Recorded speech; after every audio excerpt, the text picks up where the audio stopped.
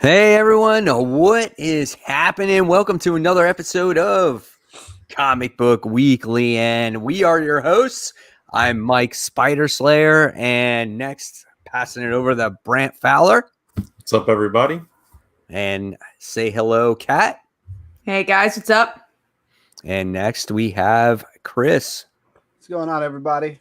Yes, guys, this is the weekly show, whether you're watching it on YouTube or you're listening to it on our audio version, where we talk about our favorite comics of the week, the most anticipated comics of the week. And I have my phone on, so now you're going to hear an echo. So we have all that great stuff for you. I don't think it was the biggest news week, but we still have some news to talk about this week, Kat. So I'm going to pass it on to you, and let's get started with everything. I really tried, guys. There was very little news this week, but we have some stuff to talk about. So we're going to start out with actually the comic news, because I feel like that was the least big news here. So first we got DC not participating in Free Comic Book Day through Diamond. Doesn't mean they're not participating in the event. We don't know if they are or not, but they're not doing it through Diamond, which is, I think we saw that coming. I mean, it's not really a surprise. They're not shipping with Diamond anymore. I'm positive there's going to be a book, but I'm positive the only people that are going to have it to ship out are, well, now DCBS. So. Yeah, it's just strange though, right? It's like the first time ever that DC's not part of the official Free Comic Book Day offering. So it's a little weird, but yeah, it makes total sense. Mm-hmm. Yeah, I think it's coming to the end. I think we're seeing the beginning of some type of end when it comes to Diamonds, and I don't know, man. We said it before, things need to change, or definitely they're going to eventually, I think, go under. You're going to look at modern day times, and there's always something that replaces something else, right? And so Diamond, there's no exceptions to that. They're going to be better, stronger. It's just a matter of finding out the logistics, and eventually you're probably going to see them go away. Mm-hmm. Yeah. So next, what are you going to say, Chris? The only thing I'm going to say is what I've been saying since way back when Diamond was going and DC went to DCBS and stuff. I think the best idea and a way for and I know it's hard, especially because there's a lot of comic shops out there, but it would be great if every comic company would find a way to distribute their books through themselves. Honestly, it would get communication between the shops and the companies. It's hard. I know it's hard. There's a plus and minus to it. But I just think, depending on one company in general, no matter what company it is. Yeah, it's just I can't imagine retailers being okay with ordering from 20 different places. Yeah, that's the only downside. And like the indies definitely. Yeah, all the indies definitely wouldn't do well then. Right. Yeah. Well, maybe the independents have like one place, and then like DC and Marvel, maybe Image separate and IDW.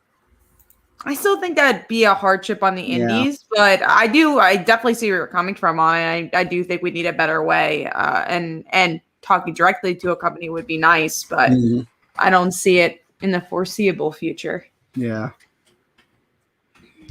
Okay, so we're going to move on to the next topic, which is that DC has heard us.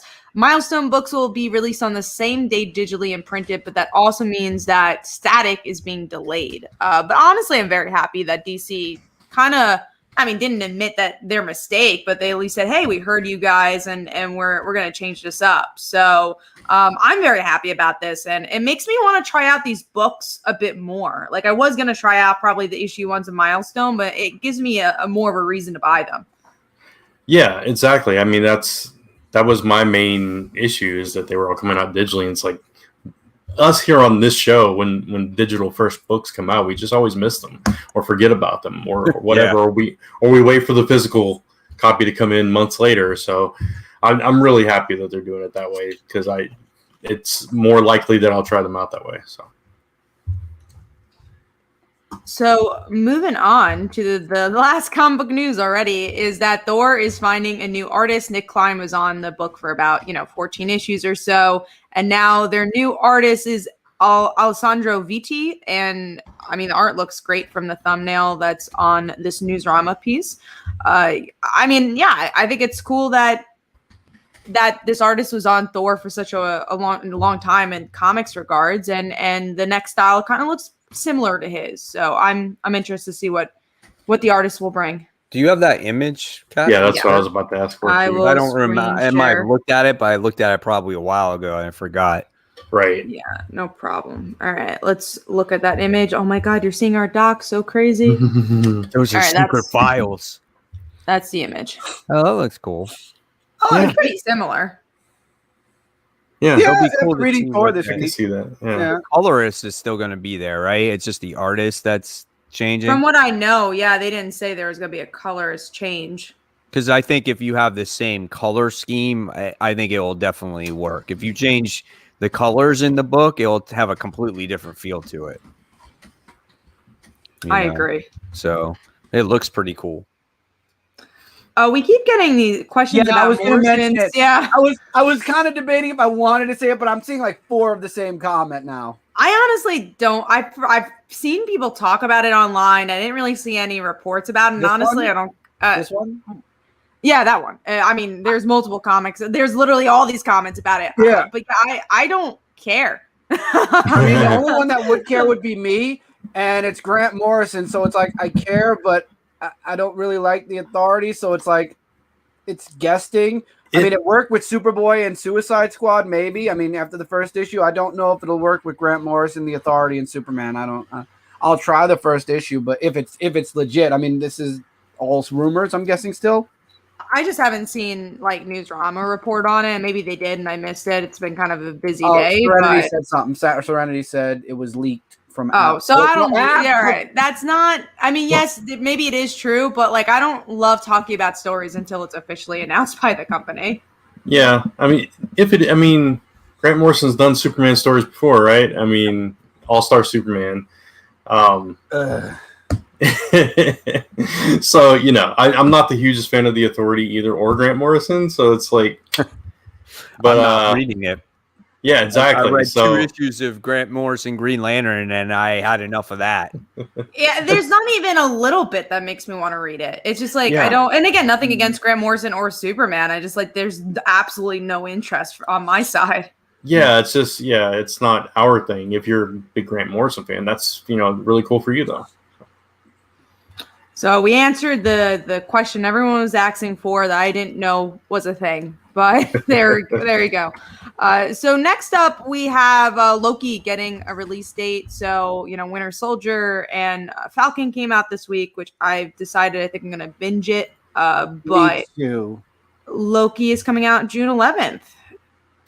I'm really excited about that, and it's funny because Lisa was just asking me the other day, "When's Loki coming out? When's Loki?" And I was like, "I don't know." And then it dropped. And it's like, "Hey, it's June 11th. All right." So, I just want to see buff Jane Foster. If she's not in it, I don't really care. We'll be in the last episode, getting ready for Thor: Love and Thunder. I don't even know if we'll see her at all, but I think we'll get some like name drop or something. Yeah, everybody loves Loki though. From Loki, like I'm so clueless about this show. Like it doesn't even get me really excited about it. Loki was never my favorite character in these Marvel movies, so I just don't know what to expect. But I guess like if it has to do with time travel and stuff, things could change, or I don't know. I just don't know what to expect. I'm kind of very clueless about the show, really. Yeah, I don't know a whole lot about it either, but I did really like Loki in the movie, so it's it wasn't like my most anticipated one, but I'm still definitely gonna watch it. Just because we're not talking about it real quick, and Kat's gonna wait and binge it. Falcon and Winter Soldier, I really liked the first episode. I know Mike and I both watched it, and I'm more excited for it now than I was going in, so that's a good thing. Is Emily Van Camp awesome in it, or is she just? She was not. She was not in this episode. Yeah, I don't need to see this episode right away. It was a good episode, though. It's cool. I played it down to tease Brant because I was just like, oh yeah, it's kind of slow except for the end, And the first 10 minutes is just completely balls to the wall action. Like it was amazing, and you just get to see like Falcon and him flying and his suit and what Red Wing can do, and just really awesome introduction to the show, and kind of like Bucky's like mindset and where he's at right now. Yeah, it's almost a PTSD thing with him. Yeah, because exactly, and we're not really giving away too much of like actually, things that were said, but it's just like, think about it. He's been in war and in battle for Lord knows how long, and for the first time, he's kind of like at peace, and he's having a tough time dealing with that. Yeah, there wasn't a whole lot of military stuff in the actual episode. It was a lot of family stuff with Falcon, a lot of emotional stuff with Bucky, and then some action that started off, and then a big thing if you know your Captain America lore that happened at the end. That was like, okay, they're going there. All right, we'll see how that goes. So that was really cool. So I'm hyped for it now. I will say I'm more interested in Winter Soldier and Falcon than Loki. And I know that's like a sin, and more people are interested in Loki, but I don't know. I think with Captain America as well, there's big moments that happen in the movie, and his legacy. With Loki, there's not as much there, in my opinion, but obviously I'm sure the show will be great. We also been getting a lot of questions about the Snyder Cut. I didn't watch it. I don't plan on watching it. I don't care. That's my thoughts. Yeah, I don't care. I've not watched it either. I haven't watched it either. I don't have HBO Max, so I'm not going to watch it because of that.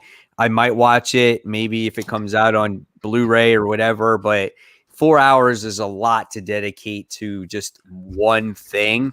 I know people binge watch shows all the time and things like that, but this is just one movie for 4 hours, and I don't know if it's enough change to warrant watching it. So people are praising it. They think it's the best thing. This is what's going to come out. But the people in the comments, is it, just let us know, was it worth watching?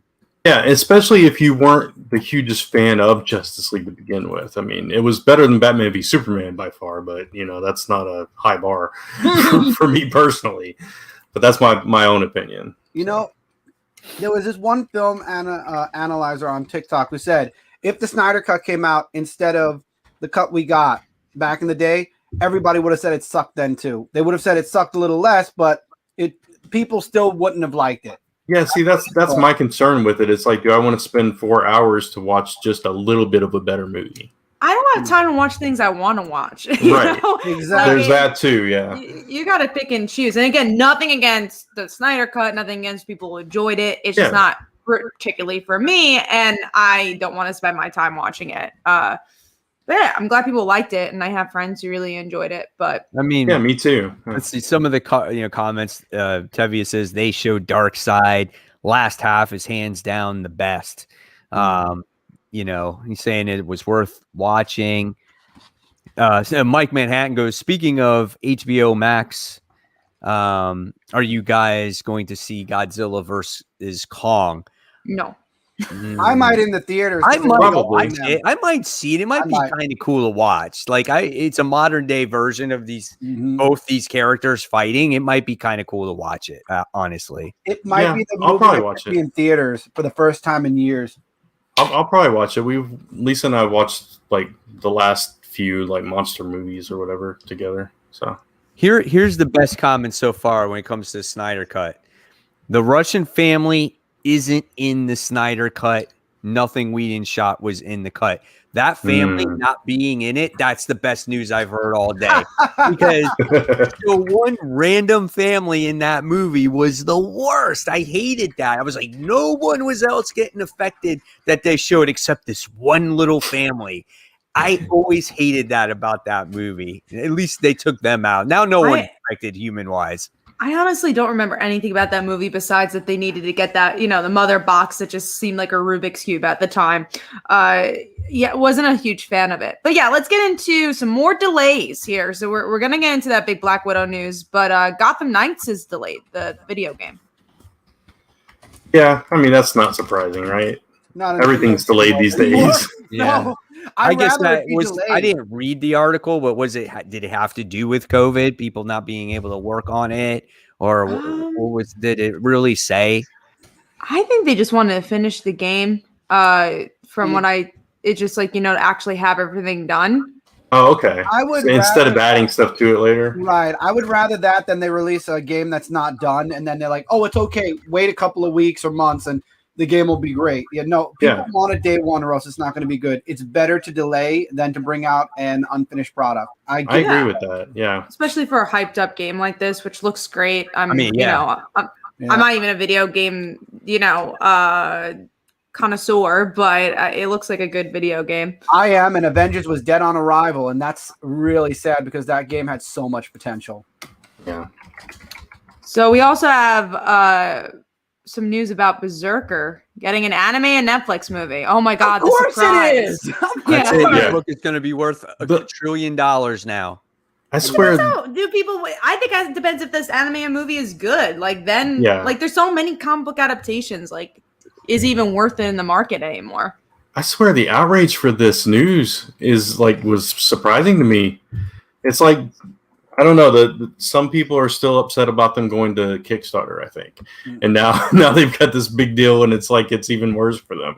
It's like, I'm thinking they brought a lot of people to Kickstarter that might back my project later, so I'm all for it. Let's be selfish about it. And you had the decision to back it or not. Like I do agree that I think they should have done some stuff to integrate themselves into the Kickstarter community a little bit better than they did, but they've been trying to rectify it for a little while. So I give them props for that. I think they could have listed their rewards differently. I think there are a lot of high prices. I think they maybe launched a Kickstarter too soon. There's a lot of promise items that you're not getting for like 5 years. But they spell it out for you. So if you believe that's something you want to buy, then a lot of people did. Yeah. So, I mean, it's not surprising it's going to Netflix, right? Not at all, like you guys said. So the anime was kind of interesting. I didn't see an anime coming. Yeah, and he's voicing it too. So I'm not surprised there either. Come on. Well, I mean, cartoon, but like an anime, like that's interesting. Like the style of that is cool, I guess. Yeah. Can you call it an anime if it's an American cartoon? Animation. I guess. I don't know. I mean, he could go to Japan and have them make the anime and then just. I guess it depends on the studio that's making it, right? Yeah. I think anyway why it makes it so popular is because Keanu Reeves is doing it. I mean, that's on. Obviously that's. And being that the book just came out and they announced this, that's why also it's getting so much hype too, because it just kind of happened to be that this is all coming out. Remember, this book originally was supposed to come out a long time ago already. Right. Yeah. Was it like before COVID? It was like around COVID? I don't remember. Around It was COVID. right It was after. around COVID. It was around COVID. Yeah, and then I think it got delayed like again, right? So I think it was supposed to come out a couple months ago, though, also. Yeah. And I think a lot of people are probably annoyed, too, for the overall reason people get annoyed of like, oh, man, why does every comic book have to be made into a movie? Or do they only make comics for a pitch to make it an IP to make a movie? Is it actually there to be a comic? And I think that's a justified argument. It's like, did they make this comic because they love the medium? Or did they make this comic because it's easier to sell at TV studios if it's an IP? Right. So, yeah, I think that's a justified argument. And from what you kind of could see, they just made it a comic to make it the IP. I don't think they needed to make it a comic at all. Right. It reminds me of Radical. It reminds me of Radical when back in the day when they reached out to me. All their comic books, they claimed they made the graphic novels to become movies, and we got The Rock as Hercules. They also did. They did one with Samuel L. Jackson. They did one with Samuel L. Jackson, and then they did one with Tom Cruise. Serenity goes, I don't even know what the book is about, which is true because basically you got this character who kind of just kicks some serious ass, doesn't he?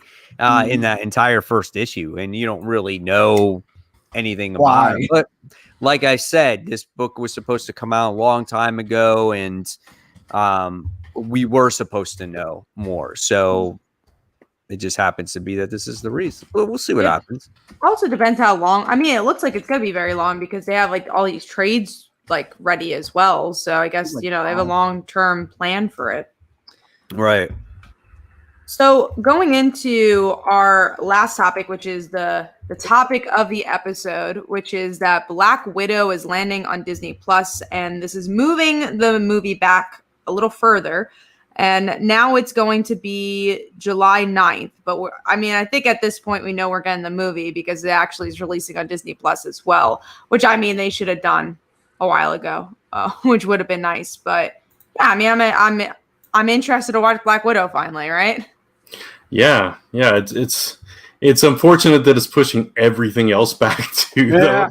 Yeah. So like I think what was it? Shang-Chi was supposed to come out when Black Widow is now. So now they pushed that back to like September, and there was something else. Venom. Venom is released. It was November, right? Venom now. I think. I don't Or is that remember. the tail end of? I thought this is September also. I think it was September. Yeah. Believe it was September. I deleted that news piece, so I don't have anything. I remember the month. It was September. It was September. Yeah. And it kind of makes you think, like, it's like, my gosh, when are movies ever going to get back to normal to where they get this regular release schedule and whatnot? And you know what? I just, as much as I want to see Black Widow, I don't know if I can.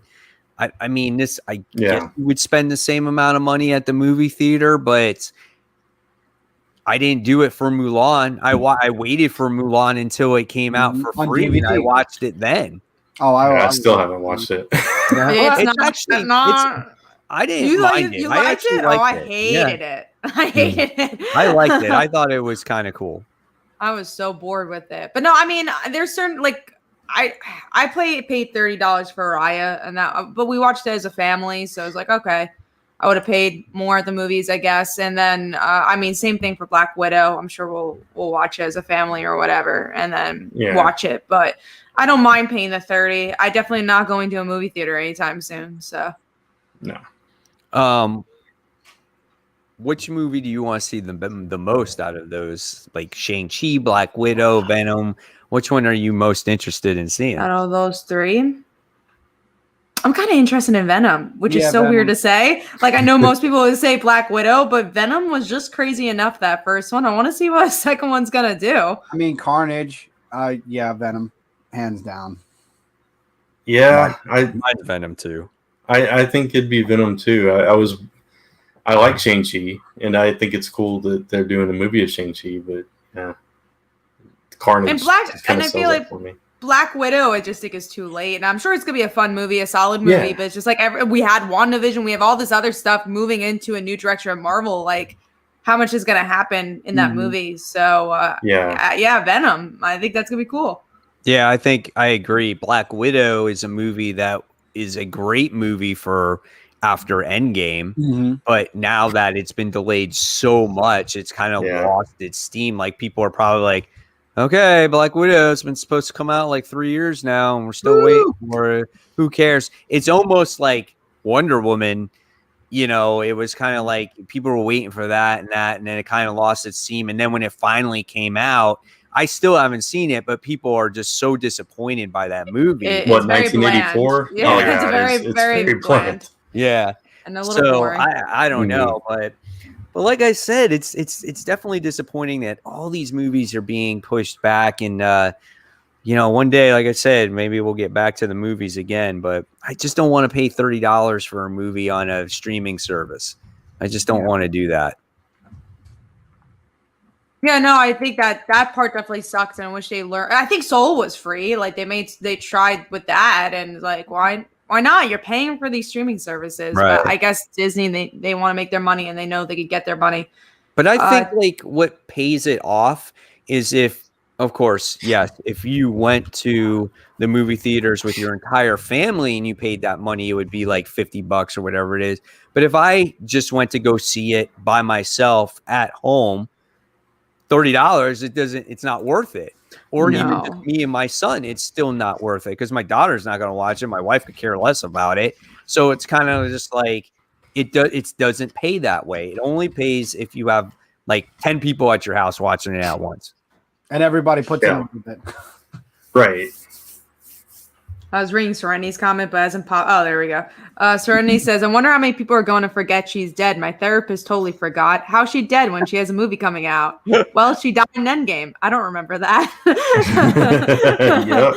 Yep, she did. That movie was so long. I guess for people that are not as like into the Marvel movies, maybe you would forget that she died. Maybe. It wasn't a huge scene.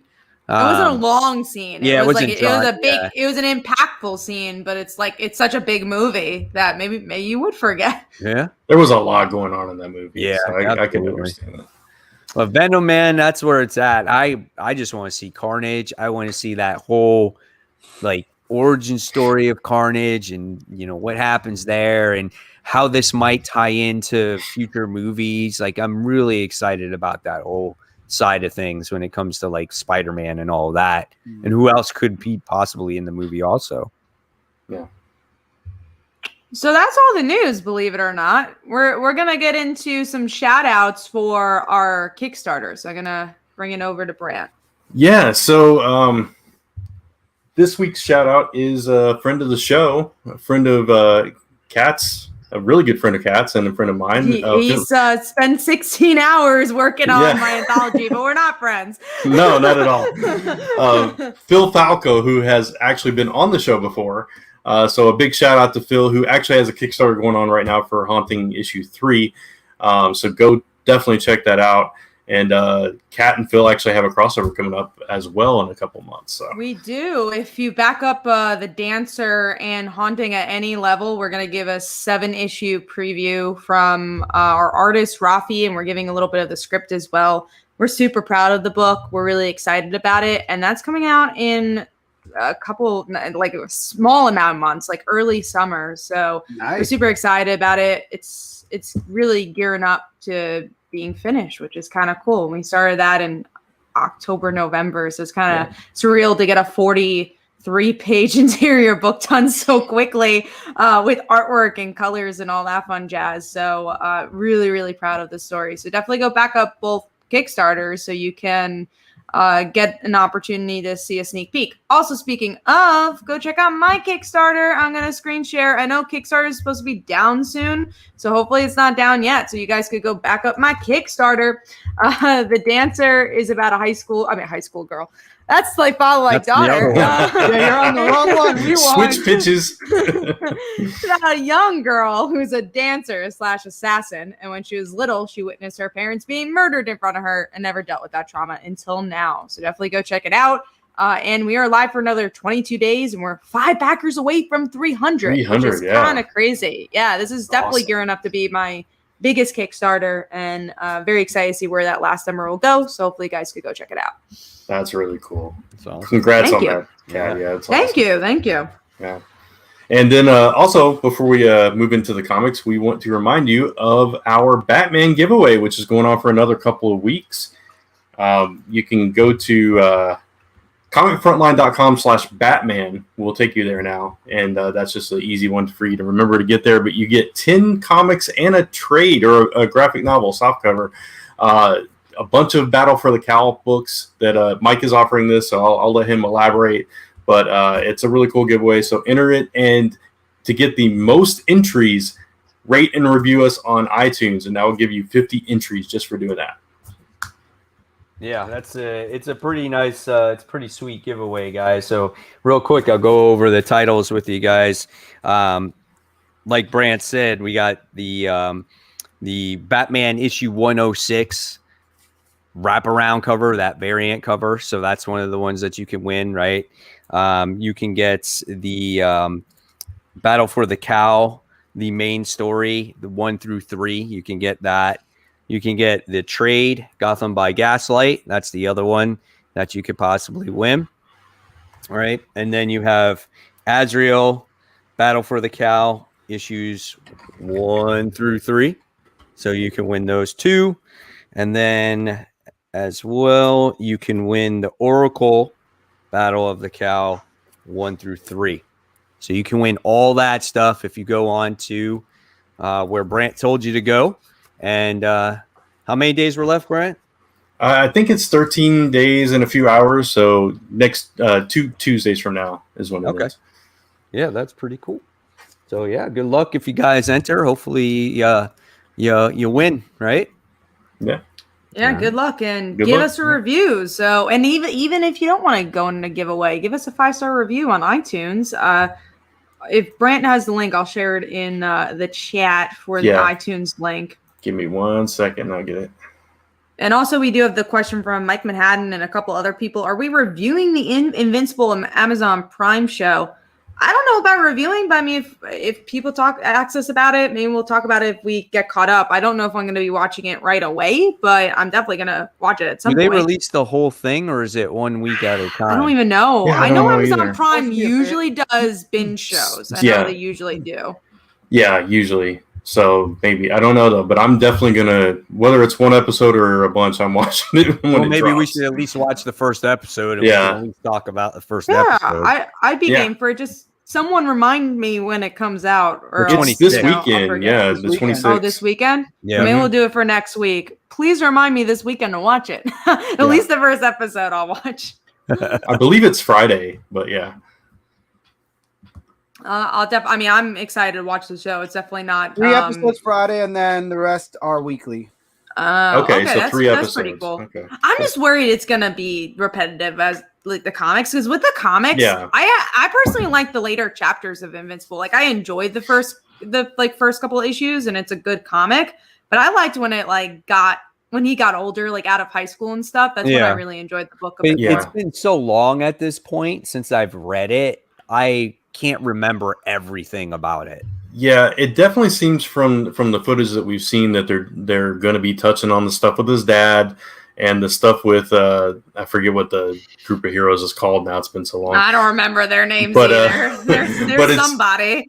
Yeah, so that's like the first, I don't know, 20 issues or so would cover all that, right? So at least that much is being it's covered. probably the first season. I mean, we'll see. Hopefully they give us some nice surprises for people that have read the comic before. Was there another question I missed? I don't think so. All right, well, we're going to go into the Under the Radar now. All right, Under the Radar. This week, I am going to kick things off this week with Teenage Mutant Ninja Turtles issue 115, finally caught up.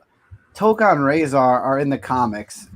And that's awesome. And I think I talked with Brant before I read it, and he's like, Chris, you're going to like this issue. I'm like, oh, that's good. That's very good. When Brant says I'm going to like something that I already love, that's good. Yeah. It was good. The Turtles versus Toka and BRZRKR. And then you have Jennika, and I forgot the woman fighting Bebop and Rocksteady, and then they end up colliding, and then Bebop and Rocksteady start beating up Toga and BRZRKR. But even though they're big, they're still babies compared to Bebop and Rocksteady, who are adults. It was bad. Oh boy, it was so bad the way Bebop and Rocksteady were really beating up on Toga and BRZRKR, and then Karai comes in and kind of breaks up the whole situation. And apparently there's a truce between Karai. Well, there was a truce since Splinter died, but now like all of them are getting together, and the issue ends with them going for a battle of the bands. Yeah, to catch you up just a little bit, Karai and Toka and BRZRKR, they were in I think it was a helicopter accident, and the Turtles saved her and were like letting her nurse back to health in their dojo, so that kind of like smoothed things over there. And I know Jennika, there was the girl from the future said Jennika kills Karai and turns evil, so now we're making sure Jennika doesn't turn evil by snapping. Yeah, exactly. It was a really good issue. This is actually my number 6. So just outside of my top 5, I really like this issue. The previous few in this arc have been a little slower for me. So I was happy to see it kind of pick up. And the battle between Bebop and Rocksteady and Toka and BRZRKR was really cool. That was really fun.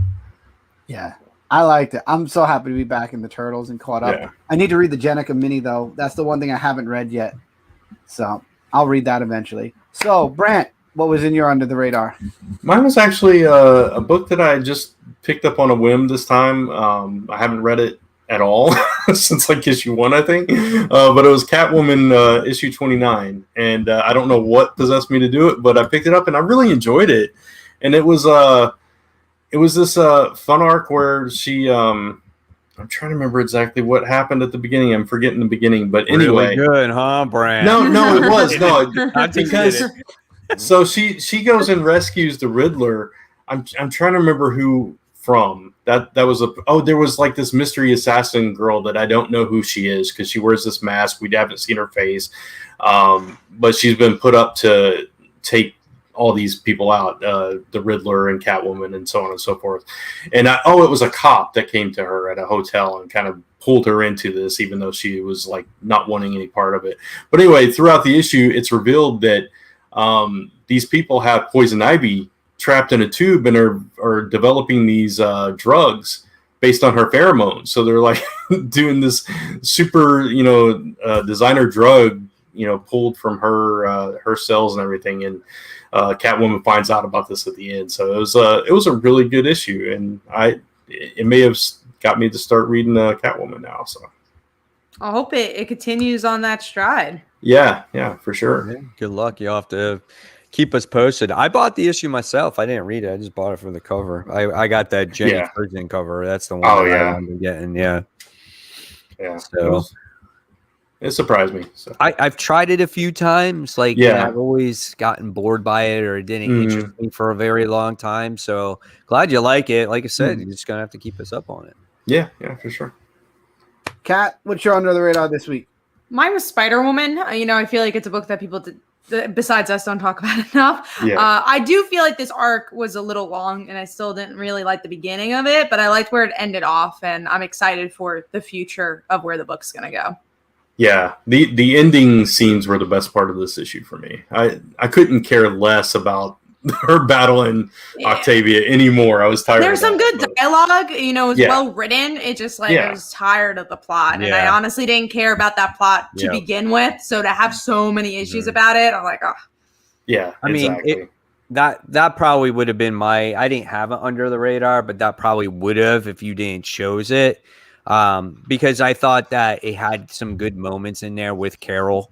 I thought that was kind of cool how they, mended their relationship a little bit, because, there were some things said that, when she was under the influence of that drug, obviously she didn't mean to say, but, it really hurt Carol. So that was tough. And then I love the end of that with the little, she gives her son the Jeff the Land Shark stuffed animal. I thought that was really cool. That was cute. Yeah. And the whole suit thing as she throws it out, kind of like the classic Spider-Man, when she throws out the suit, but then instead of leaving it behind, she grabs it back, so it's cool. And then we're going to start new again with issue 11. Yeah. I love that she grabbed it back, because we've never seen that. It's always some version of in the trash can it goes. Yep, exactly. And it made her butt look good. That's why she kept it. So funny. All right, so Mike said he doesn't have an under the radar, so that was our under the radar this week. Going to Mike now with the top 5 and big books. That's right, guys. It's time for that top 5 big books of the week, and we got some big ones this week. And just a reminder, there are spoilers, so we're going to be talking about everything that's happening in these titles. So if for some reason you haven't read your books yet, you're just gonna have to come read them real quick and then come back and watch the rest of this show, because this show goes on for about 2 hours. You might actually get them done by the time this show is over. You might, depending how big your pile is. Yeah, absolutely. All right, so let's get started this week, shall we? So let me switch over the dock here, and like I said, switch over the dock. There we go. Oh, we're going to start it off with this one, are we? Justice League issue 59. This is the long-awaited Justice League issue we've been waiting for. Brian Michael Bendis is going to redeem himself and bring us the Justice League book that we've been clamoring for years and years. Did it deliver, everybody? I could have waited another couple of months. Well, did anything happen in this issue? No. The artwork looked cool. Oh, well, Bendis did pat himself on the back about Superman and Clark Kent. He did do that. I don't know if it was all bad, but it all wasn't good either. It was just like Black Adam. Poor Black Adam looking back. I want to be part of the cool boys in the Justice League. There was the introduction of a villain who's bringing bringing back up next time, and that whole thing. Who's the villain, Brad? I don't know what his name is. He's a new person. He's a new person, right? That's gonna. Do we want to see the same old? I enjoyed it more than you guys. I agree that not much happened, and that whole speech with Green Arrow was just like, oh my god, just I felt like Superman. beat me over the head with that. But yeah, I didn't think it was that bad. Now the backup story, I don't think I even read. I didn't read it it either. I didn't read it. Yeah. Nobody read it. There we go. I didn't mind it either. I don't think I can make a complete judge. I can't make a judgment off of one issue. We know how Brian Michael Bendis writes. My thing with this is that, yeah, we got another new character. We don't know what he is really. We just know that he thought he could do things on his own, and that was completely wrong when he fought the Justice League. I thought Dave Marquez's artwork was adequate for this. I don't think this is his finest work, but I do think it was good.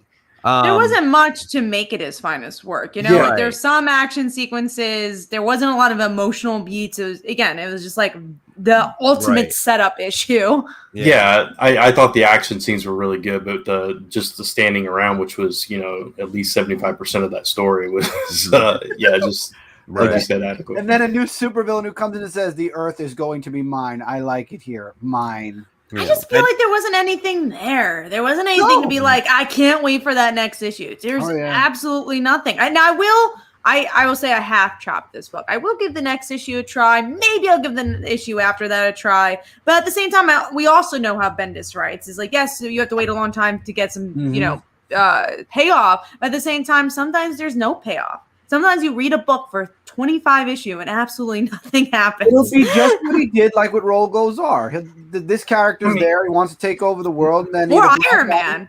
Remember his Iron Man? I feel like we can't criticize that because of so many new characters dropping in Batman that we get excited for. You know what I mean? It's like, but they do something with them aesthetically. That's they're true. Different. Like even the small moments, it feels bigger. It feels like they're doing something different that I've never seen. This literally looks like a generic DC villain. Yeah, I agree with that. Yeah, it's kind of the same character that he always does. Like Robo is basically the same thing as this Brutus dude. It's like every single character he creates, villain-wise, is always huge, ginormous, and overpowered. That's from space. All his characters are. And from space, always from space. What did I understand it right that it might be from Naomi's homeworld? Yes. Is that okay? Oh yeah, I think that's going to be the whole arc. That's the connection to get Naomi in the Justice League. But at the same time, that's the only thing I'm interested in is like I like Naomi. I love Naomi. I think Black Adam wanting to be part of the cool kids group. I'm invested in Black Adam. That's so out of character. It's so weird. It was looking back and just flying away. Come on. That is not Black Adam. No, that's Shazam. We do have a question from BJ. I guess we could all answer this. How many comics can you read in a day? Well, it was asked to Mike, so Mike, you go first. Depends on the day. Oh my God. Well, if it's on a Tuesday and it's before this show, the most I have read in one day, and I wanted to shoot myself in the head by the time I was done with this, was 14 in one day. That's why I don't understand how Kat can read all the comics she does in one day. I sometimes don't either. I would say the most I've ever read in one day, I think, is about 25. Oh, I read an omnibus in one day. I think I'm more. I think I'm closer to what you've done, Mike, in one day. Because I do that every week. Maybe like 16 or something like that. But I don't like to read that many. I tend to try to stick to like 4 or 5. I don't like waiting. Yeah. I don't like knowing there's a comic next to me that I haven't read yet. I just want to know what happens. When I read like that, though, like I forget things that happen. So me too. When you read 4 or so in a day, you can digest the information. That's why, like, when I read a comic book and I get done with it, I kind of walk away for 5 or 10 minutes to at least grasp the information that goes in and then come back and read the next one. Because again, that's how things get lost, or, you forget some of those important moments real quick, because you automatically dive into the next one. So I know it's kind of hard because of what we do, and you kind of, your time is crunched, so you have to do what you got to do sometimes. But but I like 4 or 5. That's what I like. I'm right there with you there. Yeah, it's funny. You remind me of a friend of mine that brought me to my first comic shop, Cat, because we would go to the comic shop on Wednesday afternoon after school, and we'd get in the car, and by the time we got back to his house, he read all his books. Oh, I wouldn't be able to read it in the car because I might get a little dizzy. But I know, but I'm like, I may have read one. I'm just like, no. I like to sit back and enjoy, kind of absorb it. Yeah. I think it depends on the comic too. Like if there are books I'll say I'll read a little faster depending if I fully enjoy it or not. And that's no matter what, even if I'm binging it or not binging it. Because I a lot of times I have to read books for work, books that I'm sometimes not actually on my pull list. I'm like, all right, I gotta like get some information and read this and figure it out. So I'll read those a little quicker. But yeah, the books I love, I'll always take my time no matter what. That's kind of why I tend to read those first because I'm like, okay, I want to take my time and not rush it. Yeah. How long does it take you to read a comic? I think it depends on the comic, but I could get through a comic sometimes in 10 minutes, 5 minutes. I got through TMNT in like 5 minutes. Yeah, TMNT was a quick read. Or something like Radiant Black that was this week was a little bit longer. You recommended it. I couldn't find issue 1, so I didn't read issue 2. Next time, because issue 2 is good. I kid you not, too, and it depends on the house that you live in. With me, during the day, when you got 2 kids running around, you got a dog that's always barking, wanting to go out and play, and stuff like that. Sometimes it'll take me like 25 minutes to read an issue. Oh, man. And then, but then on a Sunday morning, where it's like the one chill day I have, so like I literally stay in bed, and my wife like sleeps.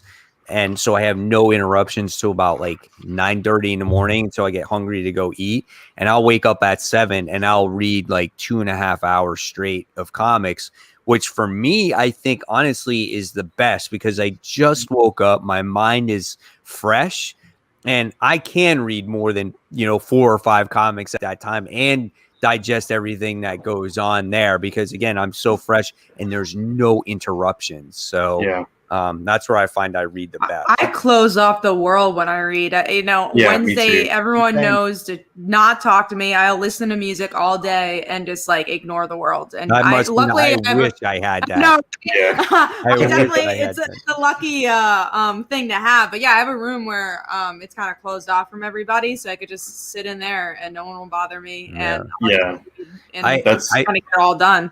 I literally have been with my kids and my dog and my wife every day since COVID started now for over a year. So I love my family, but like when they eventually go back to school and work and I have a couple of days to myself, I will be able to accomplish a lot more. Yeah. I'll say typically the 4 to 5 that I read at a time takes me about an hour, give or take.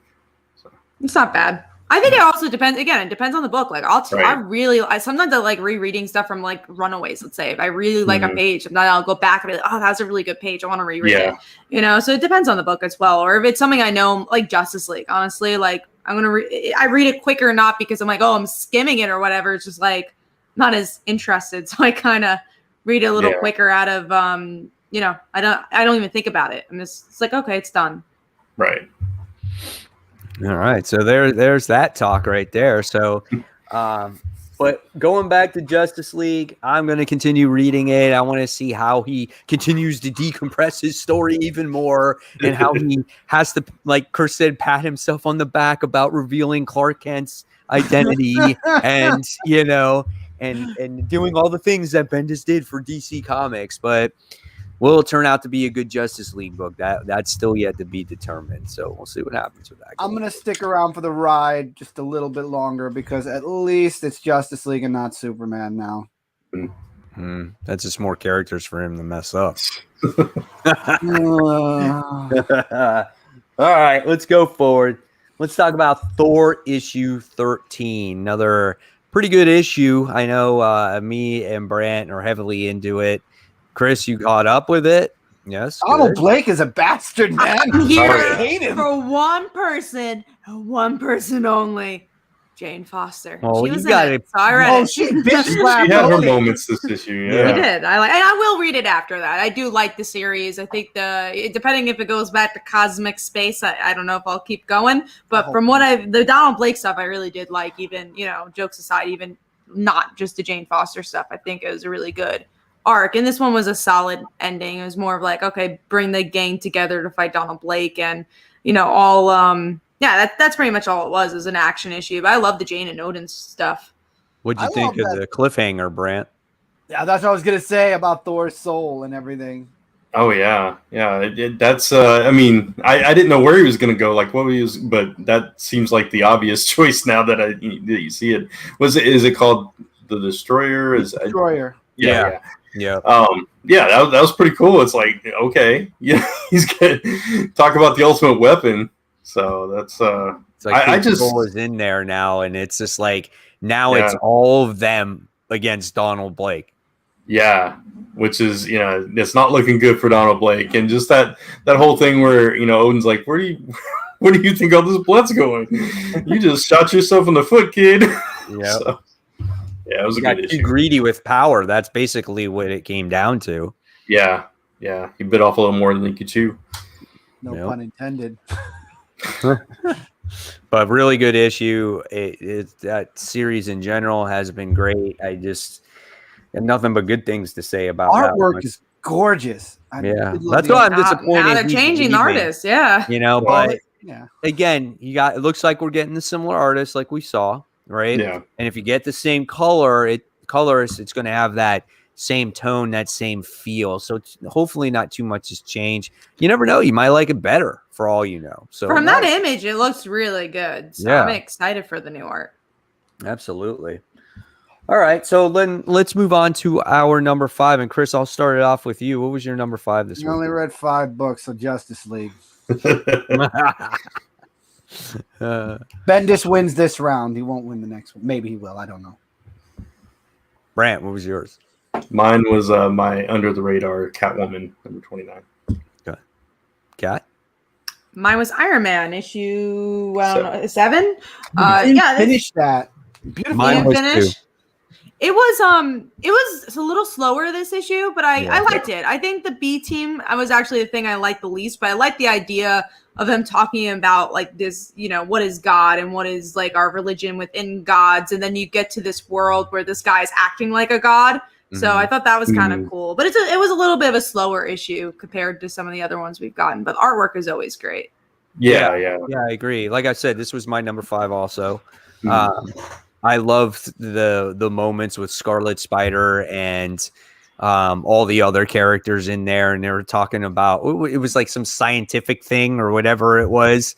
And it was Scarlet Spider talking scientific, and I think they talked about Buddha, and Misty Knight started it. I think she was like, what is God even anymore? Yeah, all that. So and they were like, oh, the what was it? The clone that's talking about about science. He's telling us how to talk about science, which is kind of funny, but it was good issue, good artwork. I loved how Patsy and Iron Man were talking to Korvac, through the mind or whatnot. I thought that was kind of cool too. I thought same thing, good issue, kind of I agree with you, Kat. It was a slower issue, and I think it's to, get to that next, climactic part in the story as well. And now Iron Man's completely missing. He's like completely somewhere else. So where does that go from here? I have no idea. Yeah. Right. Well, or maybe Canada, but that was weird. And that was his clothing line. Are you? Yeah. I don't know who those were. Do we know who those people were? Because it looked like that one dude looked like Panther from the Thundercats. I think we're not supposed to know. I don't think. Watch out, spec book could be worth billions. Yeah, I don't know about that, but it had like a stormtrooper guy with or a Boba Fett guy, and then like some reptilian dude, and it looked like a bunch of characters from a bunch of other different properties. Yeah, exactly. So I don't know. It's going to be interesting to read. I'm curious. I don't know anybody else. I don't know too many people who are reading Iron Man, They should, because finally it feels like a flagship book. Yeah, I think it's good. I think it's really good. The writing's solid. The art is gorgeous. Yeah. Mm-hmm. So we'll see what happens. All right. So that was our number 5. Let's move on to the next book. Radiant Black issue 2. So it's a follow-up issue here. Getting to know about our main character, Nathan. Is it Nathan? Nathan, yeah. Nathan. Getting to know more about him, basically dealing with his powers, confronting Radiant Red, having a heart-to-heart with his dad. What did you guys think about all that happened in this issue? This is a little bit of a slower issue, but again, you're getting to learn about who this character is, and I think it helps you get more attached to him. So when things happen to him, I think you're going to feel for him a little bit. I thought it was really, really good because it feels like the not generic superhero story, but it definitely has roots to superhero stuff that we all know and love, but it feels very different. It feels like a new voice. And even though he's very Peter Parker, you know, Right. the idea of like, okay, he has the money, he could steal it, and he's like, no, I'll give it back. And I like this whole entire story with the police officers and that they know his secret identity pretty much, and him trying to connect to this other red villain. I just thought it was built up very nicely and very seamlessly. I enjoyed this issue. And I like Nathan. I think he's a great character. Yeah, when they were promoting this book, and one of the comparisons, I think it was Kurtman had actually said, if you've been missing Invincible, read this book. And and it was for sure. Yeah, the scenes would, especially with him talking to his dad and stuff like that, that really reminded me of Invincible kind of content. So you got that vibe from it. But I love the way that he confronted, you know, Radiant Red, I think is what they're calling him. Yeah, Radiant Red. Yeah, kind of confronted him and was just trying to get to know him and see, you know, how he got his powers and everything, and it just turns into this fight, and you know, he's learning his powers on the fly, and he realizes what a lot of superheroes don't, or we don't see them explore a lot. Oh, I should have probably learned how to do this stuff before I went and, you know, tackled another guy.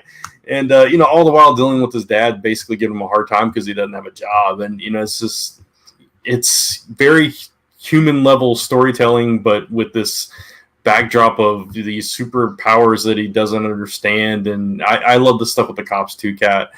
And I thought that was kind of a cool way to go with that. And it almost makes me wonder if there's something more to it with his dad too. Like, does he know more than he's like on? Maybe his dad knows. Yeah.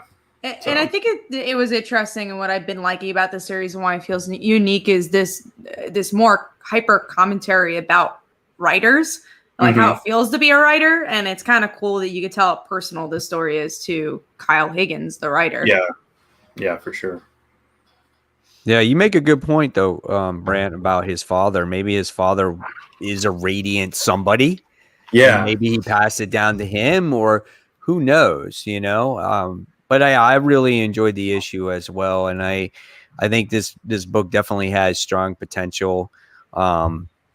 It's just a fun story, and I like how it's like he gets these powers and he still doesn't know how to use them. Where in some other books they'd be like, oh, he gets these powers and all of a sudden he knows how to use them, just like that. I'm the perfect superhero and I know what to do. I love how it's going to take time for him to have that responsibility and deal with it and learn it and, you know, do the right thing. You know, it's kind of like Kat said, it's like a Spider-Man comic, you know, it's there, but it's kind of a fresh take on it at the same time. Yeah. And I love like the little references too. Like he threw in a Ghostbusters reference in this issue. He wakes up floating in the air and he's like, did somebody call the Keymaster? You know, is that whole at least they didn't use the default "don't cross the streams" one that everybody uses. Yeah. So I think you'd really like this book, Chris. That's why I have to read it. Yeah, I'm gonna read both. I gotta read both. What company makes this one? Image. Okay, I know where to go later tonight. All right. So let's talk about another book that was kind of a, hey, you got to buy the other book that's coming out. And King in Black Spider-Man issue 1. As a Staten Islander, there was a lot of references to it. Yeah, there was. It's all the way over there. It also didn't make sense. So they went on the Staten Island ferry and they're like, we need to get a ticket. We need to pay. Staten Island ferry is free. What ticket? Maybe not in the Marvel universe. Maybe New York is not. In reality, you don't have to pay for that ferry, everyone. No, yeah, in reality, go on that free ferry. Yes, it's free. Or, you could, show up and if I'm on there, you can pay me for riding the ferry. Yeah, why not? Get a ticket. Pay me or Kat for riding the ferry. There you go. So when you opened up that book, the last thing I expected to see was Reptile in there, and them to promote the Reptile issue 1 book. I was like, really? Like, come on, guys. That's why I King in Black closed it. tie-in, and this is what you're going to do. But at the same time, I did understand. I did like how Reptile actually went to Staten Island or whatnot and went to seek out Spider-Man, and he wanted to learn from the best. And I thought that was kind of a cool story in that way. As a King in Black tie-in, I thought it was the stupidest tie-in. You could have done anything possible, but it was just like anything else. It's a symbiotic dragon attacking the fairy, had nothing to do with Null. Like, when did Spider-Man fit this in, right? So it was so ridiculous. And it's like, out of all the characters, Spider-Man, excuse me, I hit my mic. Spider-Man should have been the one to be in a King in Black tie-in. He's the closest one to Eddie Brock, and he's not even in a major tie-in. Such a joke. But as an issue, promoting how great of a Spider-Man is, I thought it was cool that way. I agree with you that having the time to just sulk and worry about, causing this whole problem and kind of contemplating it, just walking through the streets, talking to himself about it, was like, okay, sure, he's just going to leave all of that and kind of go off on his own and do that thing. But I agree with you, though. I like the way Reptile was handled. And do you want to get Reptile issue 1 after this? I probably will get issue 1. I don't know if I'll get issue 2. Yeah, I don't know about issue 2. I was going to get I it won't before get issue this. 1. This didn't convince me. I want to get it less because they tried to sell me Reptile, but I was like, okay, it's a teen hero. I'm going to try Reptile issue 1. But the artwork was really good. Variant? Will there be a Scotty Young variant? I don't know, actually. I don't know. If there is, I'll get that. I'm just curious, like, why he has a miniseries. Like, I just need to know. I need to read that first issue. But yeah, the artwork for this was really solid, though. I enjoyed that. And, like, if you're a Spider-Man fan, it was a fine read. You do not need to pick this up, but no, but it also wasn't bad. Yeah, it wasn't bad at all. I enjoyed it for what it was. No, yeah, you could have done any other story. It didn't have to have a King in Black tie-in title to it, right? Yeah. And the only reason why I think they did that was because they were probably like, let's just throw Spider-Man on the cover, let's put the King in Black logo on it, and let's get everyone excited for it. Because if we put Reptile on the cover, it was really King in Black Reptile. Yeah, I said this in my video too. I said, well, what if this could have been a Marvel team up? Yeah. The Amazing Spider-Man with Reptile. It could have done the same exact thing. Honestly, you could have put any character in the place of Reptile in this story. That's any younger character. Yeah, you could have. And that's why I agree with you, Kat, that it's like I don't really get a sense of who Reptile is through this. It was a fun and fine story, but at the same time, it's like, I could see him as one of the many Champions characters. Yeah. So I also don't think it's the same writer. Well, actually, I know it's not the same writer who's writing the series in this. So it's just like, if you were gonna do this, at least make it the same writer who's writing the mini. Jeff McKay wrote this book. Mm-hmm. Yeah, McKay wrote it, and then Terry, I forget his last name, is writing Reptile. So and he's this is his first Marvel book as well, which is going to be interesting to see. We do have a question for SM. I know I wrote it in the chat, but it makes me sound lazy, so I'm just gonna write it. It's like Fall Like Daughter issue 7 on sale. Yeah, it needs to go on the site. I mean, these guys know how crazy the past couple of weeks have been for me with different assignments and different projects going on right now. But if you want the issue, just DM me. I literally have it. Or, I mean, if you want to back up the Dancer Kickstarter, I know you're not as fond as to Kickstarter. But if you wanted to just get through that, you could put money into the Kickstarter and I literally will send it to you. Instead of the Dancer, I'll send you like Fall Like Daughter, like right away. Remember, it's on sale, not sold out. Yeah. I just saw on sale and I'm like, does he mean on sold out yet? I mean, what? It is on sale. It will be on the Etsy store at some point. But yeah, that's why it hasn't been on the Etsy store, because it takes a little time to put it on there, and sometimes you got to find time, and time does not exist sometimes. Never. I skimmed the Spider-Man book for King in Black. That's why I'm not counting it as a book I read, because I skimmed it. I thought the art was great. I just knew I wasn't gonna want to read it after I saw it. Well, do you know what I think that Reptile could be good for? I think Reptile could be good for a younger audience. Thank you. Yes. Someone that's looking to get their kids into comic books. And this could be the character that actually does that. Again, we got to continue to reach that younger audience to pass these books along. Otherwise, there won't be a younger audience to read comic books. And then you're going to see comic books sales drop even more than what they are. And that's not going to be a good thing. So we, the companies need to do something. Especially Marvel, because they don't have Ms. Marvel anymore, which just kind of blows my mind. They don't have Spider-Gwen anymore. Huh? Aren't they doing that with IDW? Kind of like they are, but it's not even in the Marvel line though. So I mean, I'm sure kids will find it, but it's just like, and then at least DC. One thing I'll say about them is that they do have the graphic novel, so I believe they're definitely reaching a lot of kids that way, because kids will go to Barnes and Noble or be on Amazon and be like, oh, that looks cool. So I do think Marvel needs to do a better job at, and they used to. They've done a good job. SM down. Just to answer him, I don't know how to DM you because you have no posts on Instagram, so it doesn't give me a DM option. I'll just give you my email. Here's my email to everybody in the chat. Don't email me anything crazy. Twitter.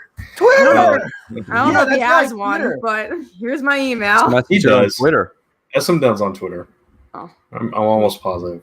Well, if you're on Twitter, I do have the DM option there, because Instagram is just a crazy place. I don't get it. Instagram is dumb for DMs. No offense. I don't like the DMs on there. I get these notifications. I'm like, oh, you just liked my story? I'm like, what? Yeah, no. It took me forever to figure out where the DMs were on Instagram. I've ignored so many people on Instagram by accident. And I was like, oh, that was like 10 months ago. And That's I'm like, why too. would I? I'm like, I'm sorry I didn't answer you. My friends sent me so many pictures, and it's like, I didn't know you sent this. Yeah, it's like you have to like slide past a post to get to your message. Yeah. It's weird. Yeah. I love Instagram, but their DMs suck. Yeah, agreed. And also their algorithm used to be so much better than it used to be. So I'm just like, I also don't care about Instagram. You have to now, and I know we're on a side tangent, we'll get back. But now you have to instead of like things, you have to save their posts. That's how the algorithm works now. Really? The likes is the least thing that matters now. I did not realize that. And this is why I'm enjoying TikTok, because once you like something, the algorithm goes to what you like. Let's not go into all this. Let's go for it. I wasn't going to go any further than that. Here we go. The people want to know. People want to know about TikTok. Here we go. Let's move on now. We're on what, number 4? 4, yeah. All right, Chris, go for it. My number 4 was Thor. Okay, cool. Mine was too. That was my number 4. Yeah. There we go. Yeah. Brant? Mine was Erratic, number 4. Really? Oh, man. Blonde girl.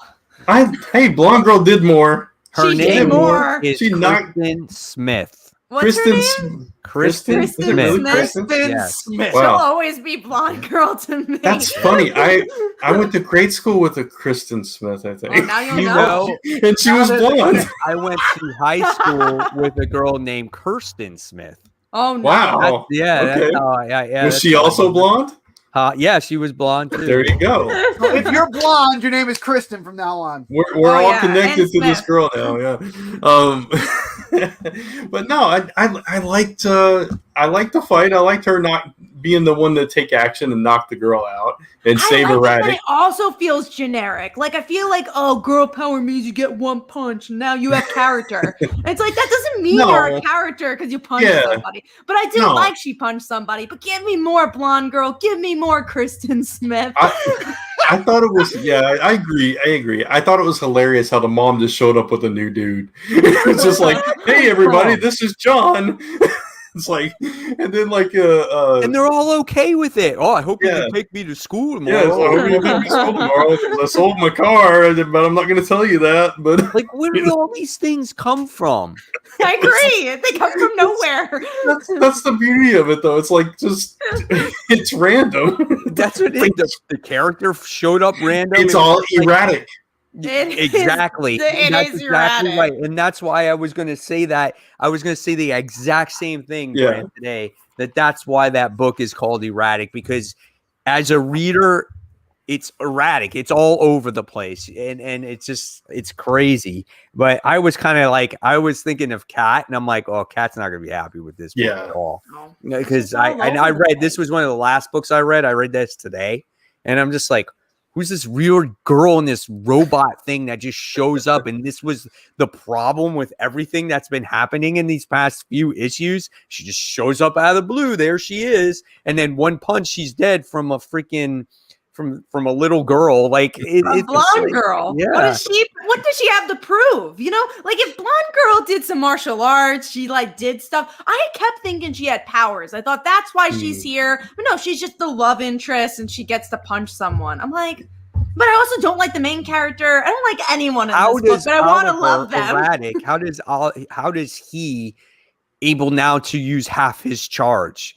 Like, it's supposed to be. It's the suit, right? Like it somehow channels it or something. I don't know. I thought that was pretty bad too. I'm like, it's only supposed to be once a day, and just out of the blue now you can use it half your power when you wanted to. The whole thing was about being erratic. I'll tell you, if they have another volume, I don't think I'm picking it up. Like I'll finish this volume. I don't think I could get a volume 2 of this book. I probably will. I'm still enjoying it. It was a lot of fun. So, I mean, I get the complaints. I understand. And I wish there was a little more character development with her and some of the other supporting characters. But I like his family. I like what they're doing there. It's just I don't know. It needs more space to grow, I think. I agree. It needs to breathe. There's just too much that goes into it. And so if they do a second volume, hopefully they will, or it becomes an ongoing, and they have that. Yeah, I would love to see. This book should be an ongoing. There's too many characters. Like the principal just randomly just sits there and uses his mind control powers to control people. It's just so random. It's just weird. And yet she's not affected by it, though. Did you notice that? Yeah, not affected by mind control. There may still be something there. Maybe. Well, the last issue will grab me and be like, gotta get issue 2. Serenity says she's a girl with blonde hair. Isn't that special enough? Yes, it is special enough. But she might need a little personality. Yeah, she needs that.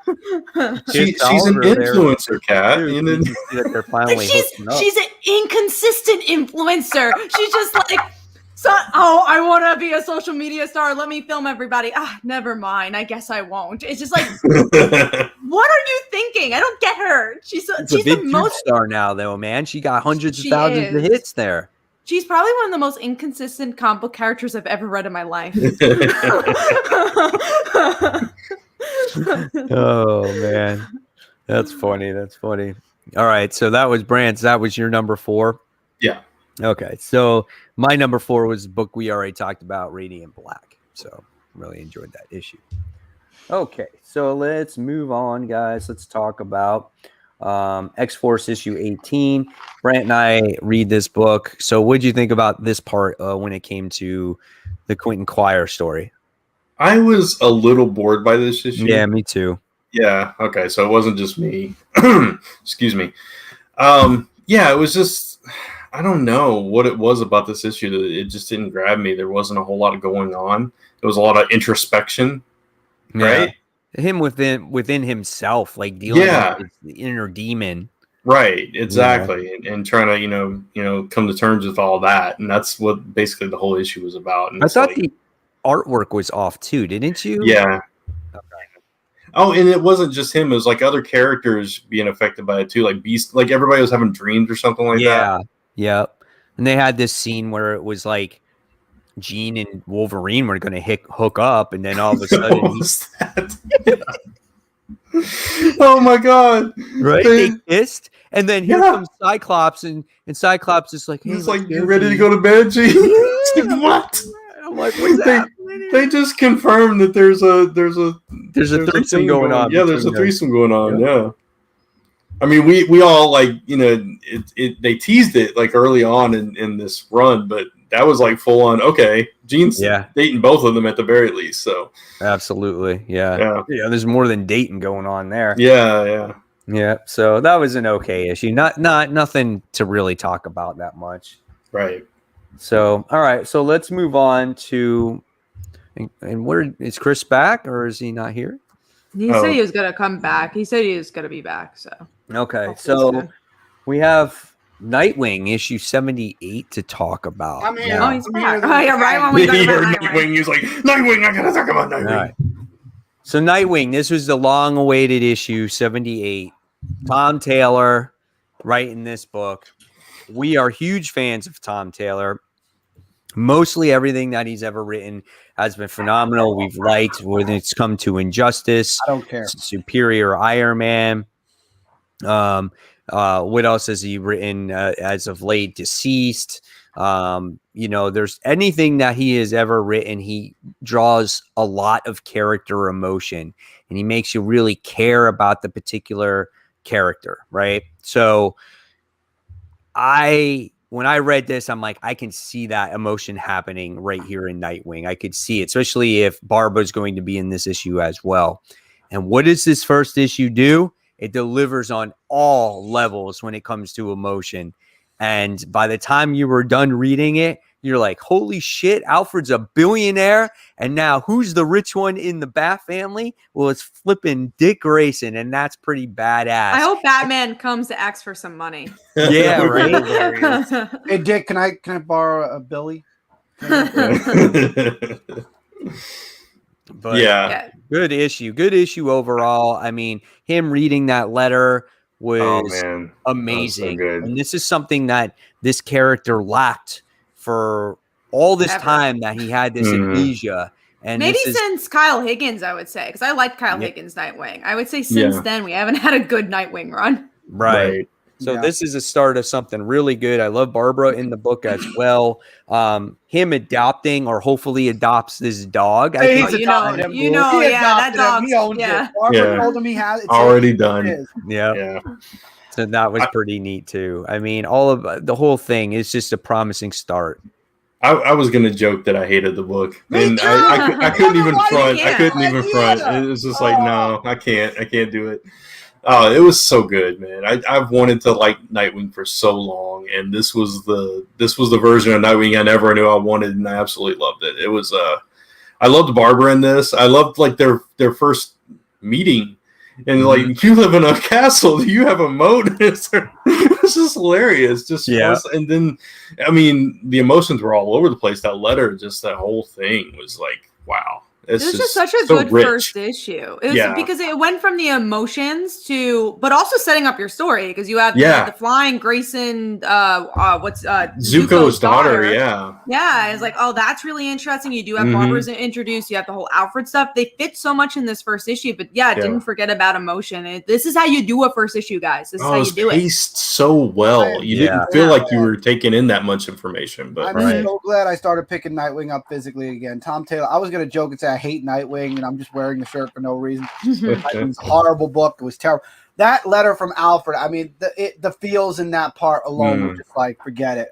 You got me, Tom. You got me. I'm hooked. Yeah. I'm just so happy to see Nightwing back. I'm happy we're done with the amnesia thing. And Barbara was in it. I mean, you got the art was good too. Let's not forget about that. The flashback at the beginning. The flashback at the very beginning where he protected Barbara as a kid. Yeah. Oh, it was just no. Oh, I would have loved to see a whole story when they were kids. Yeah, me too. That would have been that would be a great book right there. And Barbara getting into the fight too. I love that. Yeah. And like, Dad, what do you think, Dad? That was so close to being in my panels. I knew you guys had a lot of Nightwing, so I was like, okay, if I don't have Nightwing, it's not the end of the world. Yeah, I cut like 3 Nightwing panels from mine. It was like, that was me hard. Too. Yeah, it was the same. Yeah, I can't believe Alfred was. Well, it makes sense that Alfred's. It totally makes sense. He never really. He worked for a billionaire for years and never spent any of the money. He was also part of a secret. I mean, a long time ago, before he became, he worked for the for, I think, what was it, England or somewhere? He was like a special agent. Right. Yeah. But this is the way to do a story right? I mean, it's just all the way around. It's really good. I'm excited for it. Nightwing's back, man. This is it. Yeah. Yes. And I think it's just going to get better from here. Oh yeah, absolutely. And bringing Alfred back, like even though Alfred is dead, you still obviously felt like Alfred was there, right? So Yeah. it's a way to do it somehow. Yeah. You know, somehow we gotta keep Alfred alive. We can't forget that character. Yeah. So good stuff there. All right, so let's move on to number 3. So Brant, what was your number 3 this week? Mine was Thor. We already talked about it. All right, Kat, Radiant Black, where we talked about it. Chris. Superman Red and Blue #1. Oh I boy. broke the trend. I liked it. Look, I read 5 books this week, and Superman was good. They were nice mini stories. I liked the one. I liked the very first one where he was Clark Kent, and he has like all this internal dialogue about having his powers and what he'd love to do, but what he couldn't do. And then there was a story where the boy he tried to save who lost his hand, but he wanted Superman to save his people more. There were so many stories in it, but it was really, really good. This is a mini, right? It's not a one shot. I think it's a mini series. Mini-series. I believe I think it's it's a like mini. Batman Black and White. I think that's what it is. Yeah. A bunch of That's mini what stories. this is about. It's like Wonder Woman, what is it, black and white or gold? Black or and whatever. gold, I Yeah. Black and gold. Okay, so It's now this Superman all Red and follows in Blue. that same thing. I enjoyed it. I really enjoyed it. I was the first book I read, so I read it last week, so I can't remember all the stories, but it was a nice compilation of Superman stories. One of them I didn't like, the black and white one. I felt the art was very like missing almost. But otherwise, I enjoyed the book a lot. Okay, cool. Good. Cool. All right, and mine was Spider-Woman issue 10, and we already talked about that as well. So let's move forward. We talked about Iron Man issue 7. Let's talk about, well, we don't have to really talk. Brant, did you read I did Transformers? not even Oh, I get thought it. you did. Oh, okay. Okay. Well, Yeah, we'll take it off the list. Yeah. I forgot to remove it until right before the show. Sorry about that. So I read it. It was very predictable until the very last page. So you get the Autobots that win at the end of the day, right? And you're kind of like, oh, really? I'm like, I thought there was one more issue to go, right? Yeah. And then at the end, I'm going to show you the last page because I'm sure you don't care. And this was my least favorite book of the week, but still, I'll show you the last page. The last thing that they're going to have to fight is the Decepticon clock tower. Oh my god! Oh my goodness. And so, because they got to fight the Decepticon clock tower, I'm like, I got to finish this now. They just have to get up to what? How many miles per hour? 88 miles per hour. 88 miles per hour. They'll knock it out. Yeah. Oh, wow. The issue Yeah. itself was horrible. It was Yeah. not good It wasn't. at all. And being like, the first issue was great. Yeah. The second issue was and then it took so long for this issue to come out. I'm like, it totally like lost its steam. Like I was debating about buying it, and then I'm like, yeah, maybe I'll just buy it because I'm already halfway through the story anyway. Yeah. And then I'm like, I'm reading it, and I'm like, man, I shouldn't have bought this book. And then I got to that page, and I'm like, okay, it made it worthwhile buying it now. That's hilarious. Yeah, I bought Catwoman instead for some reason. Hey, it paid off for you then. Yeah. All right. So there's that. So at least we got a good laugh out of it. All right. So let's move on to number 2. Kat, what was your number 2? Mine was Captain Marvel, issue 27. I really enjoyed this issue a lot. It was, I mean, I think a lot of us know what our number 1s are going to be, but it was actually almost like next to that book we all know number 1's going to be. I enjoyed this because I really enjoyed it. I liked the whole entire analogy of her alcohol, her addiction. Yeah. Her alcoholism. So I thought that was really interesting. I just had a fun time with it. I thought the jokes landed for me. I really enjoyed this one. It was a nice change of pace from the last arc. It was fun. It wasn't what I expected at all, and I think that's what brought it down for me a little bit. And the art I did not like at all. Me either. The art I didn't mind. I mean, the Captain Marvel Doctor Strange thing, it was just crazy enough to work for me. that was different.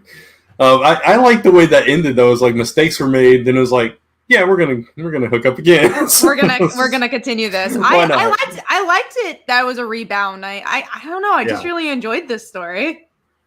Yeah, I mean, it was a fun, like I said, it was a fun, girls' night out, speed dating, all that stuff. But it just, and I guess it was good to have like a wind down thing after such a heavy, couple of arcs. But it still was a heavy issue too, because it's still her dealing with, oh, do I get that drink? Do I not? And I like that her addiction turned to her crime fighting or her doing other things. Like she had to like put it in somewhere else. Yeah, for sure. This was too much for me. It was just too much. Like it was just like there was a lot to this issue to take in. And whether it was the addiction or her dealing with her situation, and then the whole thing with Doctor Strange, and the artwork really turned me off. I wasn't a fan of the facial expressions. The hair looked stringy at certain situations. Like I just didn't like it. And the Doctor Strange, I guess, like, listen, it's a rebound. I mean, that's pretty much what it is. I know she's dealing with the breakup of Rhodey. That's obviously was the big thing in this issue as well. So this is the next guy that she's hooking up with. But I was just kind of like, she'll be back with Rhodey. I think it was a little bit too much for me. Too much of an issue.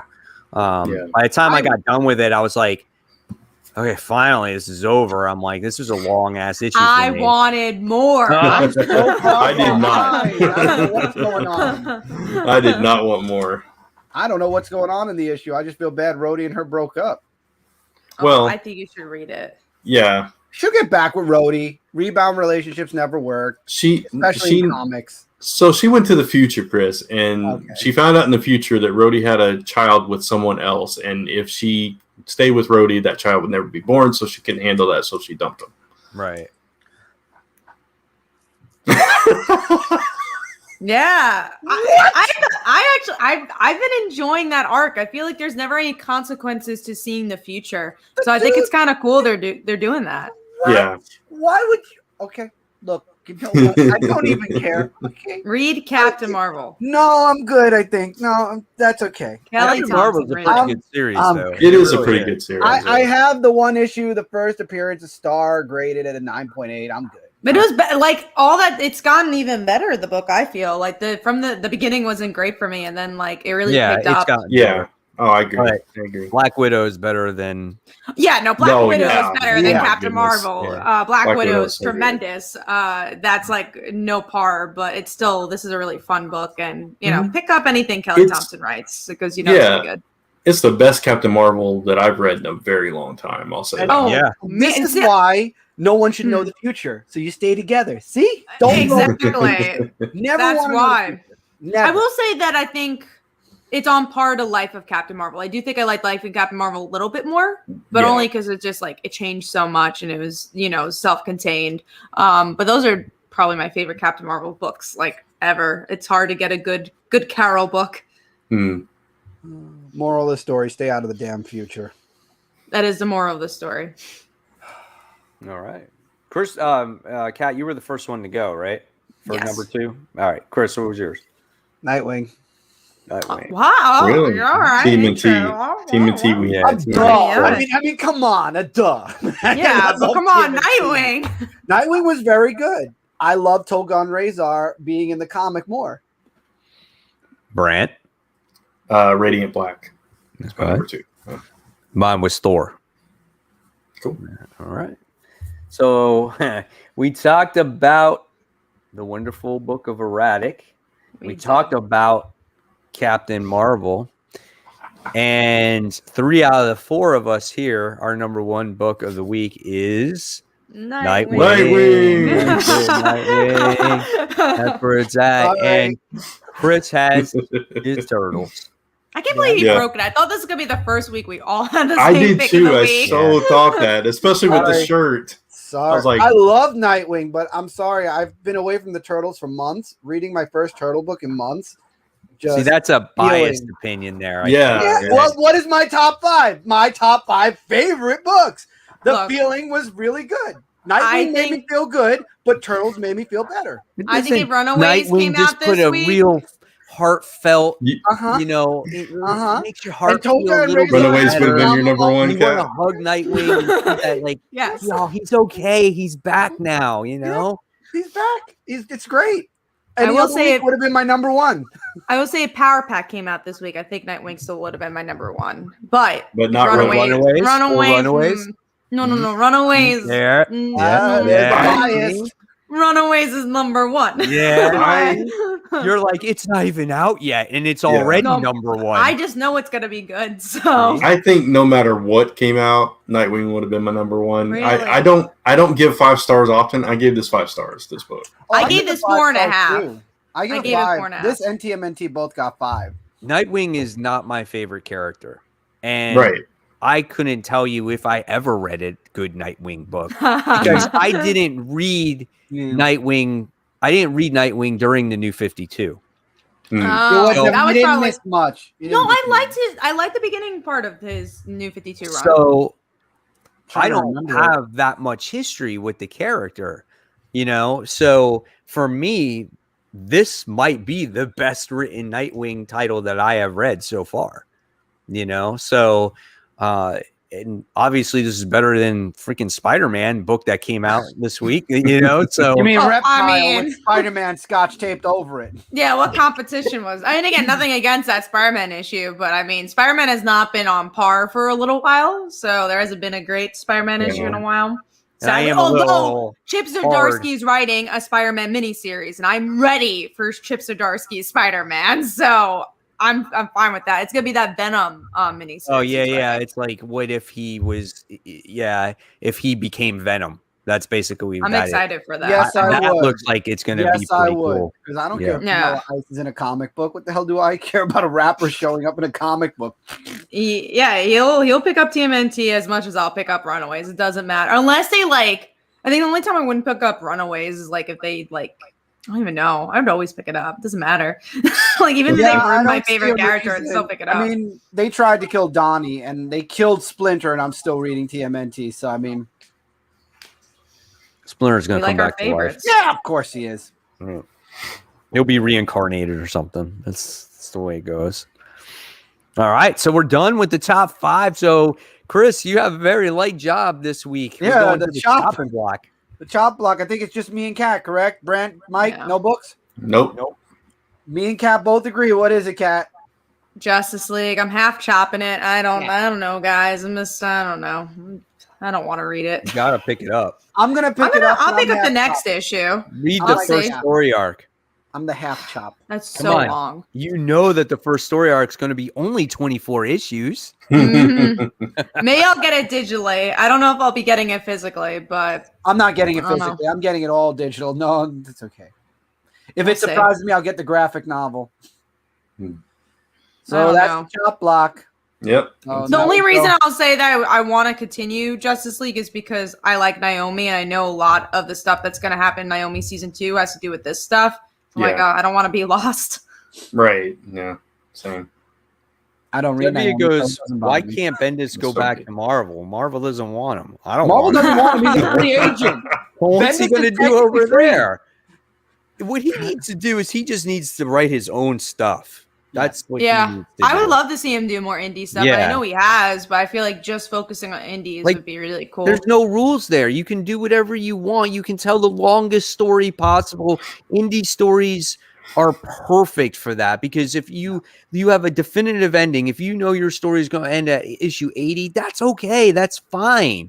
You know, but when it comes to a story like Justice League, people don't want to read the same story arc for 35 issues and then all you get is Naomi showing up at the end of the book somehow. Like, oh, look, Naomi came out and it took her 35 issues to get here.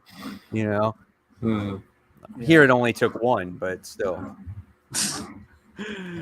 We're going to Brent with our most anticipated. Yeah.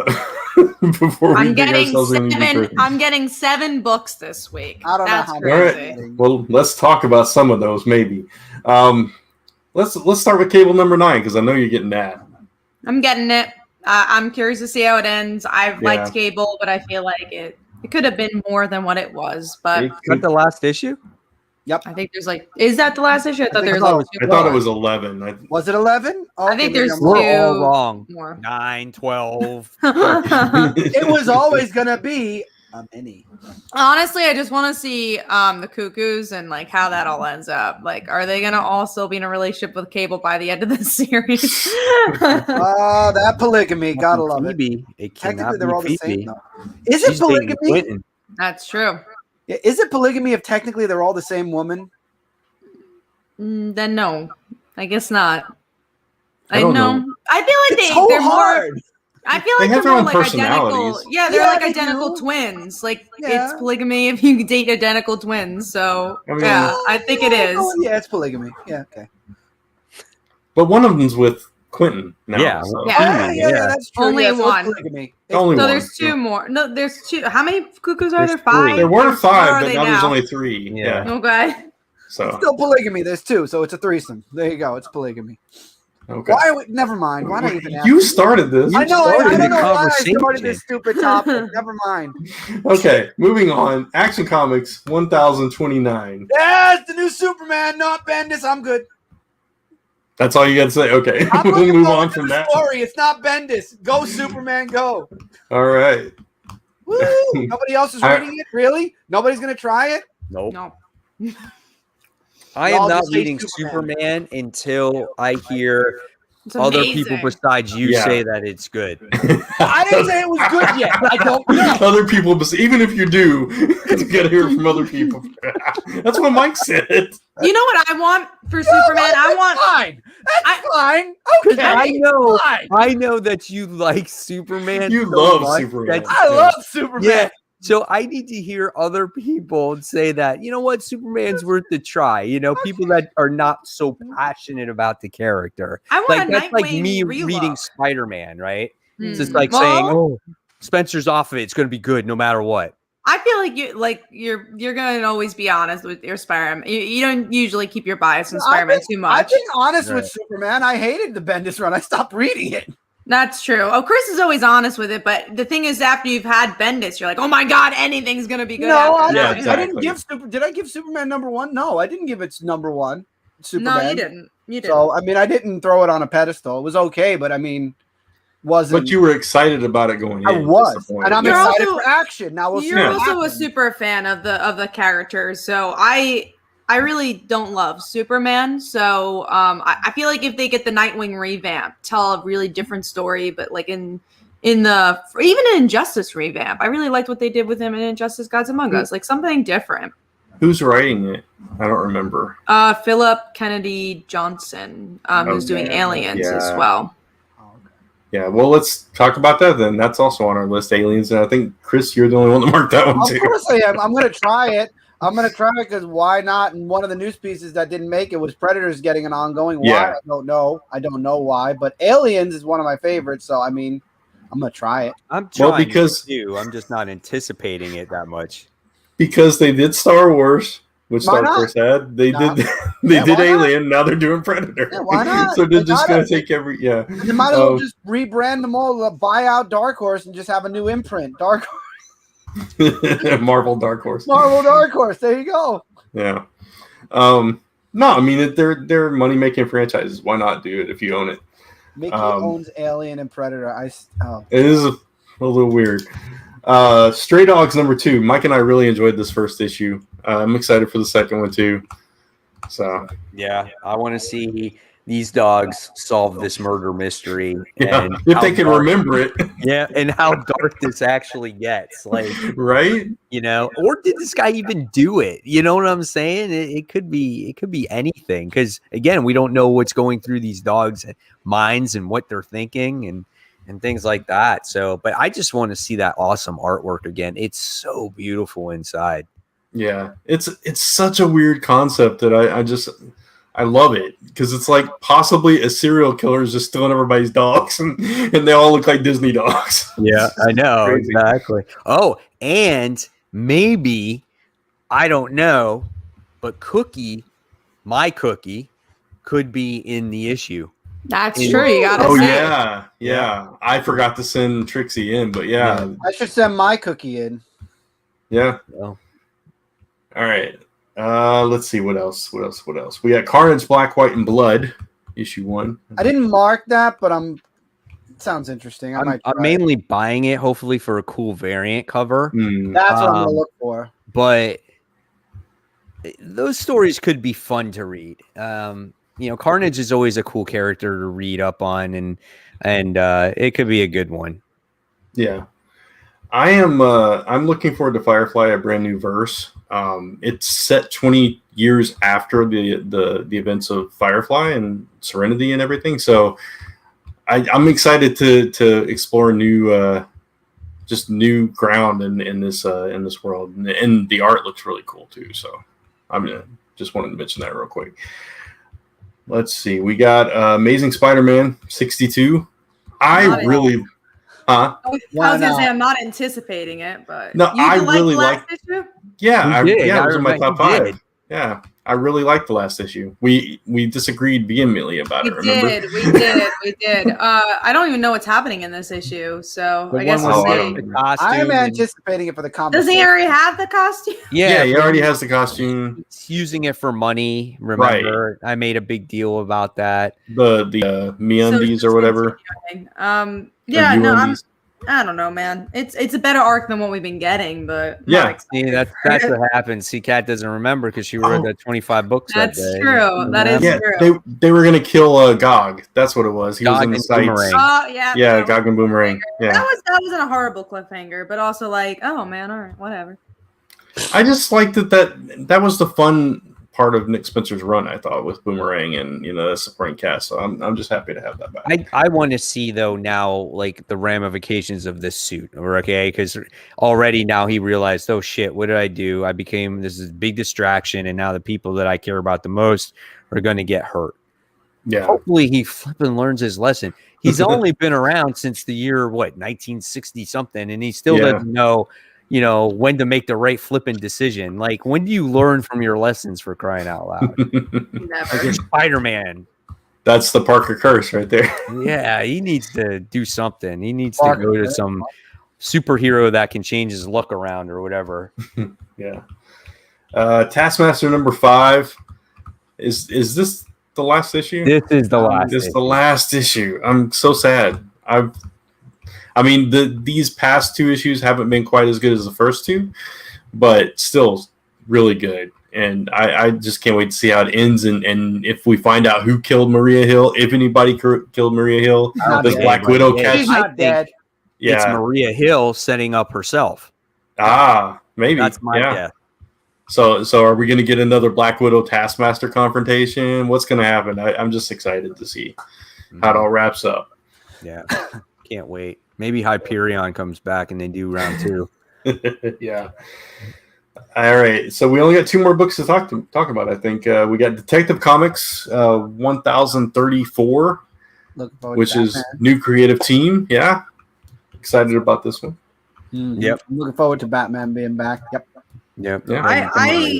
We actually enjoyed Dark Detective. So yeah, exactly. So. And the last one is Teen Titans Academy, issue 1. Yes. I saw a review for this. Oh, don't tell me it's bad. No, don't tell me it's bad. I didn't hear any good stuff. See, every time you have read a review on Teen Titans Academy, it's been bad every single time. Yeah, that's true. Maybe the review I'm reading is, biased. Not biased, but maybe they just didn't like. I didn't like the last Teen. I didn't like the Future State Teen Titans stuff. I know you liked a little more. Who's in the book? Who's in the book? I can understand because you're not getting the full. Yeah, the full story. Yeah, I'm gonna read the issue 2 no matter what. But we don't know who technically is on the team. I'm guessing Nightwing will be on it. Is this he's in Suicide Squad. Yeah, so but is there the crossover happening? Not yet. It's gonna be like 2 issues from now. Okay. Yeah, very soon. I know it's taking place in May, that crossover. Okay. I don't know if it starts next month or. I'm debating if I want to get this physically or not. And it's I would get the first issue physically because you never know. Yeah. You can never not. Yeah. You might not be able to get it again, and especially with all the Red X stuff. About first issues, if you don't get them, and then yeah, I'm looking for. I mean, it's got Nightwing, it's got Beast Boy, it's got Starfire. It has all those characters that you know. Like Kat said, why not give it a try? Again, everybody's opinion is different. We know Right. that. So it could be, Brant could hate it, I could love it, vice versa. Yeah. Kat could love it. We'll see what happens. I hope I love it. Yeah, I'm cautiously optimistic about it. So we'll see. Is anyone trying Harley Quinn tomorrow? I didn't like the art, so that's why I'm not trying it. No. I don't know. I'm not trying it. I'm not trying it. Unless they got a cool variant out. That's the only way I'll try it. That's the only way I'll try it. Of course, the cool there are variant, some nice Teen variants Titans. for that book, but there's I don't know if I'll buy it if there isn't one there. I would have liked the variant for Teen Titans Academy, and it's sold out. Or see, that's what happens. You gotta get on it. I don't even know what the variant is. I don't even know what I'm getting. It's what's his name? The red X on his face. Why can't I remember? I might have gotten that variant. I don't see. I never Don't remember. rub it in. Don't rub it in. See. Let me look. Let me look on my list. No, I didn't get the variant for that one. I got the regular cover. Good. Don't rub it in. No, not rubbing it in. That was all the anticipator, right? Yeah, that's it. All right. So we're going towards the end. So so that's it, guys. So it looks like we're gonna wrap up the show real quick. Anybody have any other things that they are going to promote real quick? Same as always for me. All right. Yeah. Just, you're so I was just gonna remind everybody again to check out the audio version. Drops on Friday, and if you feel so inclined, give us a review and a rating on iTunes. I do want to mention one thing. For those of you watching on the Dark Avenger Nation on Facebook, this is going to be a new thing every week. The Dark Avenger Nation will be hosting Comic Book Weekly now as well. This is a one-time deal for me mentioning that. So look forward to live shows every Tuesday night, Comic Book Weekly on the Dark Avenger Nation Facebook group page now. And for me, obviously, just go check out the Dancer. I actually can't screen share because the Kickstarter Kickstarter in general is under maintenance. So. Oh, is it? No, I just found out who's doing the art for Harley Quinn. No, I will not be kidding. I wasn't my thing either. It wasn't definitely not my thing. But yeah, go check out the Kickstarter. I think it's going to be like an hour of maintenance, and then we'll be back for the website. So go check that out. And yeah, that's pretty much it for me. All right. And for me, guys, I have my Road to 10K X-Men giveaway still going on. Obviously, it's going all the way through until I hit 10K, and then I will pick a random video, and then I'll do a draw to see who will win the awesome X-Men prizes, which again I will show, which is the X-Men versus Avengers Fantastic Four. So you can get that. You'll get that Marvel Masterworks hardcover book, and then you'll get Kat's favorite Uncanny X-Men book of all time with Kitty Pryde on the cover. That's issue 168. So, and this video counts. If you commented it on tonight's show, this is one of the videos that I could draw from. So again, you got to make sure that you subscribe to my channel and make sure you give it a like, thumbs up, and all that other great stuff. And of course, comment, and then do that on all the other videos that this prize is offered. So that's all I have. I love your idea, Mike. I think I'm going to do something similar for a Road to 5K on my channel, I think. All right. Sounds like a plan. So, guys, check out all my other stuff on there, and check out everyone else's stuff on their YouTube channels, except Brant, because like we said before, Brant gave up on YouTube channel anymore. So quit. I just focused on my energy here. Yeah, he's too busy making his comic books and helping us do Comic Book Weekly, and we appreciate that. So, yes. All right, guys. So this is it. This is the end of the show. We're going to sign off for the night. So, of course, you must subscribe to either channel, Comic Book Weekly, Comic Book Corner 2.0. Of course, hit the bell on both those channels. Follow us on all the social media stuff, which is Instagram, which we talked about earlier in the show, Twitter, not on TikTok. We don't do that. And you can give us a thumbs up. So, and of course, guys, until next week, thank you so much for watching the show. Thumbs up. Guys have been great. Thumbs up. He said it. I did say it, yeah. I'm sorry. I just saw Brant doing it. I thought you missed it. Thumbs up again. Good night, everyone. Take care.